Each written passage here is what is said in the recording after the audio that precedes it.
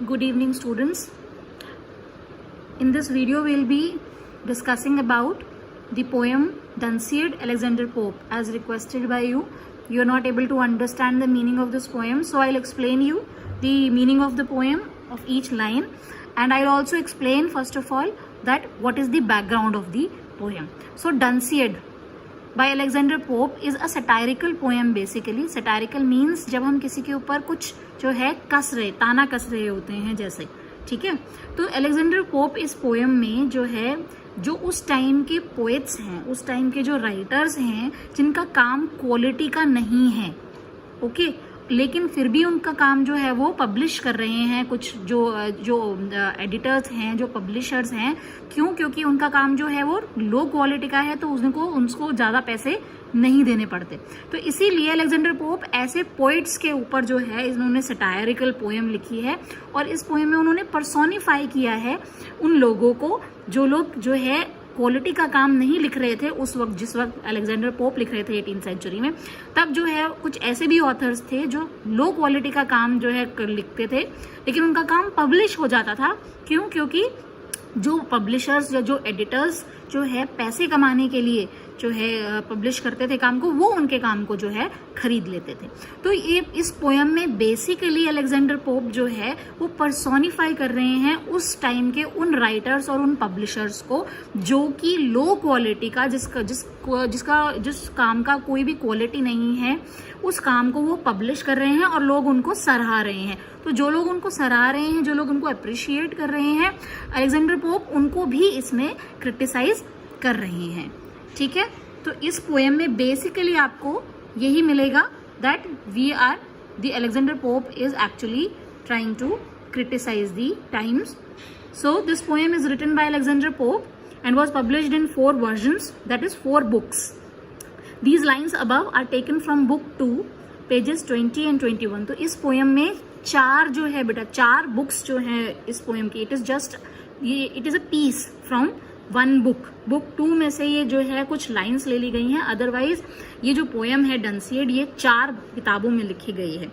This is satirical poem written by Pope in order to mock his critics and the authors of his time who produced low quality literature but were liked the people and the publishers as their work mended money for the publishers। जैसे कि मैंने आपको बताया कि कुछ publishers उनके काम को जो है वो पब्लिश कर रहे थे, किस लिए? ताकि वो पैसे बना सकें, ठीक है। सो हम पोएम शुरू करेंगे, लाइन वाइज लाइन मैं आपको एक्सप्लेन करती जाऊंगी। आई होप आपको अब बैकग्राउंड पता चल गया है कि अब इसमें जो है वो किसको क्या जो है क्या बात कर रहे हैं। वो उन क्रिटिक्स को के ऊपर क्वेश्चन उठा रहे हैं और ऐसे राइटर्स पे और ऐसे पब्लिशर्स पे जो कि इस तरह की लो क्वालिटी का काम जो है वो पब्लिश कर रहे थे। अलेक्जेंडर पोप का काम जो है वो काफी जो है अप्रिशिएट किया जाता था उस वक्त। जो वहाँ की रानी थी जहाँ पर अलेक्जेंडर पोप जो है काम कर रहे थे, रह रहे थे, वहाँ की जो रानी थी पहले उनको जो है बहुत अप्रिशिएट करती थी अलेक्जेंडर पोप को, लेकिन कुछ समय बाद जो है उस रानी ने भी जो है अलेक्जेंडर पोप के काम को डिस्कार्ड करना, इग्नोर करना शुरू कर दिया था। तो अलेक्जेंडर पोप उस रानी के बारे में भी यहाँ पर जो है पर्सोनिफाई कर रहे हैं उनको कि वो क्वीन ऑफ डलनेस हैं, जो कि सारे के सारे एम्पायर में खराब काम को अप्रिशिएट करके जो है डलनेस फैला रही है, ठीक है। तो अब जैसे जैसे मैं आपको लाइन एक्सप्लेन करते जाऊंगी तो you will be able to understand the gist of it. So heaven rings with laughter of the laughter vain. तो वो ये कह रहे हैं कि जो है हेवन में एक हंसी गूंज रही है। हेवन होता है क्या? जन्नत, ठीक है, स्वर्ग।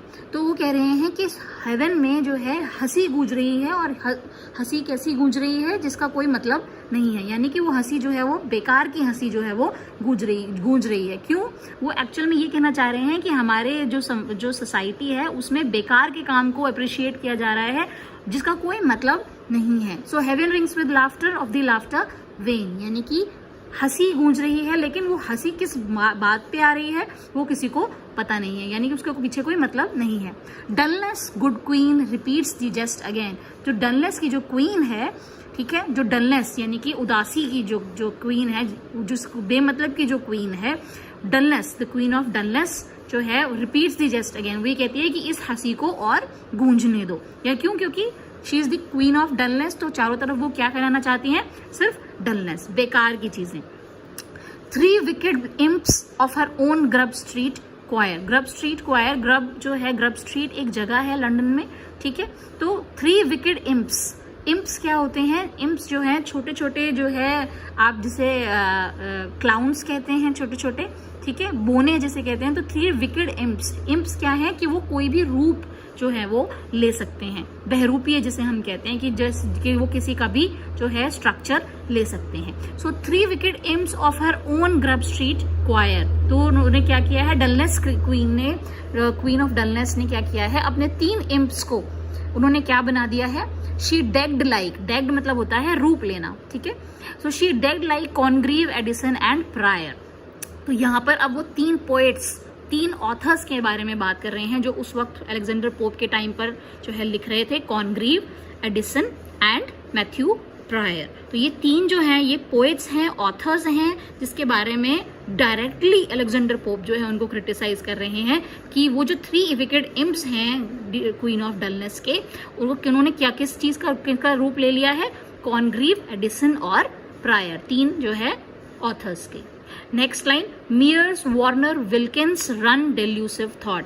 मियर्स, वार्नर और विल्किंस जो हैं वो क्या है, चीप पब्लिशर हैं उस टाइम के, वो जो है छोटे से पब्लिशर हैं जो कि झूठा काम या फिर गलत काम या फिर जो है लो क्वालिटी का काम जो है वो पब्लिश कर रहे थे। अलेक्जेंडर पोप इसीलिए भी इस पोएम में थोड़े से क्रिटिकल होते जा रहे हैं, थोड़ा सा क्रिटिसाइज कर रहे हैं, क्योंकि उस वक्त प्रिंटिंग प्रेस जो है वो इन्वेंट हुई थी। तो प्रिंटिंग प्रेस आने की वजह से जो है, पहले क्या होता था, हाथ का लिखा हुआ काम होता था, राइट। तो बहुत ही कम जो है किताबें, बहुत ही जो क्वालिटी का काम था वो जो है आगे लोगों के पास आता था। लेकिन जब प्रिंटिंग प्रेस आ गई तो उसके बाद तो जो है इन जो ऐसे पब्लिशर्स थे वो लोग कोई भी काम, किसी का भी काम चुराकर, नाम बदलकर जो है वो छापने लगे थे। तो अलेक्जेंडर पोप को इस चीज से बहुत ही प्रॉब्लम हो रही थी, क्यों, क्योंकि ये रुक नहीं रहा था, ठीक है। जैसे कि आज भी जो है कई सारे पब्लिशर्स ऐसे हैं जो कि जो है लो क्वालिटी के काम को पब्लिश कर देते हैं just to make money. So जो है यही कह रहे हैं कि she dagged like Congreve, Addison and Prior, यहाँ तक क्लियर हो गया। Mears, Warner, Wilkins run delusive thought, ये जो 3 जो पब्लिशर हैं ये क्या रन कर रहे हैं, डेल्यूसिव थॉट जो है वो रन कर रहे हैं। डेल्यूसिव थॉट का मतलब होता है कि बेकार का थॉट, ठीक है, जो भ्रम पैदा कर रहे हैं कि ये अच्छा काम है जबकि वो अच्छा काम नहीं है। ब्रेविल, बॉन्ड, बेजलील, द वार्लेट्स कॉट, जो ये भी जो है क्या है, ये भी एक पब्लिशर्स हैं, लेकिन जो है उस वक्त ये बहुत ही छोटे पब्लिशर्स हैं जिनका कोई नाम नहीं था, लेकिन ये क्या कर रहे थे, अच्छे पब्लिशर्स या अच्छे लोगों का काम चुराकर, नाम बदलकर जो है उनको पब्लिश कर रहे थे। तो द वार्लेट स्कॉट मतलब यानी कि वो पकड़े जा रहे हैं, वो उनको पकड़ रहे हैं, किससे, वो बहरूपीय को, जिन्होंने कहा, जिसका नाम रूप लिया हुआ है कॉनग्रीव, एडिसन और प्रायर का। Curll stretches after Gay but Gay is gone. अब कर्ल जो है उस टाइम का एक बहुत ही पॉपुलर पब्लिशर है, ठीक है, और जो गे है, गे यहाँ पर अगेन वो पर्सोनिफाई कर रहे हैं जॉन गे, ठीक है। जॉन गे बहुत अच्छे ऑथर रहे हैं, बहुत उनका काम अप्रिशिएट किया गया, लेकिन उनकी जल्द ही जो है वो मृत्यु हो गई थी। तो इसीलिए उनके काम को जो है क्या किया है, कर्ल नामक जो पब्लिशर है उसने जो है चुरा लिया है। स्ट्रेचेस आफ्टर गे, किसके काम को स्ट्रेच कर रहे हैं, वो गे के, but Gay is gone, Gay मर चुके हैं। He grasps an empty Joseph for a John, तो असली नाम क्या है उनका, जॉन गे, लेकिन वो किसके नाम से उनका काम पब्लिश कर रहे हैं, जोसेफ के नाम से। So he grasps an empty Joseph for a John, यानी कि जॉन को उन्होंने किससे रिप्लेस कर दिया है, जोसेफ से। तो यानी कि अब उनके ऊपर कोई भी केस जो है वो नहीं हो सकता है, क्यों, क्योंकि उन्होंने नाम ही बदल दिया है। अगर वो जॉन गे के नाम से जो है अगर पब्लिश करते तो वो पकड़े जाते, क्यों, क्योंकि उनके पास राइट्स जो है वो नहीं थे, क्योंकि जॉन गे मर चुके। लेकिन जॉन को बदलकर उन्होंने क्या कर दिया, जोसेफ कर दिया, तो उससे क्या हो गया कि जो है वो अब पकड़े नहीं जाएंगे। So Proteus hunted in a nobler shape became when seized a puppy or an ape। अब यहाँ पर वो जो है एक एग्जाम्पल दे रहे हैं। प्रोटियस क्या है, वो एक नोबल गॉड का, प्रोटियस जो है सी गॉड, समुद्र के देवता को माना का नाम कहा जाता है ग्रीक गॉड्स में। और लेकिन उनको क्या वरदान था कि वो कोई भी शेप ले सकते थे, ठीक है। तो वो यहाँ पर पर्सोनिफाई कर रहे हैं। So Proteus hunted in a nobler shape became when seized a puppy or an ape, यानी कि वो कोई भी शेप ले सकता था प्रोटियस जो है, जब मन करा पपी बन गए और क्या मन करे तो एप होता है बंदर, ठीक है। तो क्या किया है, कर्ल ने यही किया है कि जो है गे के काम को जोसेफ के नाम से पब्लिश कर रहे हैं, जैसे कि उन्होंने उसका शेप बदल दिया है, लेकिन काम वही है जॉन गे का, लेकिन उन्होंने किसके नाम से पब्लिश किया है, जोसेफ गे के नाम से। So Proteus hunted in a nobler shape became when seized a puppy or an ape. So Proteus की तरह जो है वो अपने शेप बदल रहे हैं।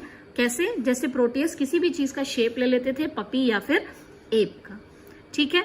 आई होप पहला पैराग्राफ आप लोगों को क्लियर हो गया है। नेक्स्ट वीडियो में मैं नेक्स्ट पैराग्राफ के बारे में एक्सप्लेन करूंगी। अगर इसमें कोई भी डाउट होता है आपको तो बेटा प्लीज रिवर्ट बैक। ऑलराइट।